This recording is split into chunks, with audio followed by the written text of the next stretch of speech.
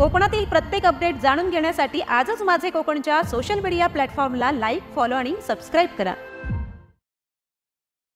पाहूया सविस्तर वृत्त।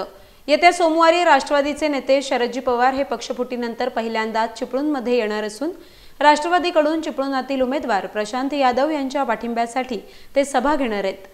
काही महत्त्वाच्या ठिकाणी ते भेटी देखील देणार असल्याची माहिती राष्ट्रवादीचे सरचिटणीस बबन कनावजे यांनी चिपळूण येथे पत्रकार परिषदेतून बोलताना दिली आहे। आणि आपल्या सर्वांना माहितीच आहे की ही जी तयारी सुरू आहे त्याच्यामध्ये कुठेतरी एक संभ्रम निर्माण केला जायचा की पवार साहेबांचं आणखी कुणाला आशीर्वाद आहे का दुसऱ्या उमेदवारांना, असा संभ्रम काही वृत्तपत्र, प्रसारमाध्यम असतील किंवा सोशल मीडियामध्ये मध्यंतरी 1-1.5 महिन्यापूर्वी सुरू झाला होता। त्यावेळेस अनेक कार्यकर्ते पवार साहेबांना भेटायला मुंबईमध्ये आले होते, मुंबईत भेटले। त्यावेळेस पवार साहेबांनी येतो सांगितलं होतं, परंतु मध्यंतरी पावसामुळे त्यांचा तो दौरा रद्द झाला।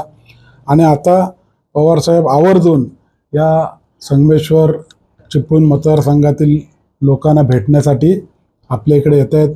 आपल्या वृत्तपत्रामध्ये देखील मी आज वाचली ती बातमी, तर त्याची सत्यता सांगण्यासाठी मी इथे आलेलो आहे। खास पवार साहेब हे सोमवारी या चिपळूणमध्ये सभा घेणार आहेत। शेतकरी, कामगार, मजूर किंवा इतर मच्छीमार यांच्याशी ते संवाद साधणार आहेत। त्यासाठी त्यांची सोमवारी सकाळी 11 वाजता सावरकर उद्यान जे आहे आपले तिथे जाहीर सभा होणार आहे आणि ते अगोदरच्याच रात्री इकडे येऊन थांबणार आहेत। आणि नंतर 2-3 कार्यक्रम आमचे आहेत। बाईंच्या घरी भेट असेल किंवा इतर डेअरीला भेट असेल किंवा आमचे इतर काही कार्यक्रम आहे।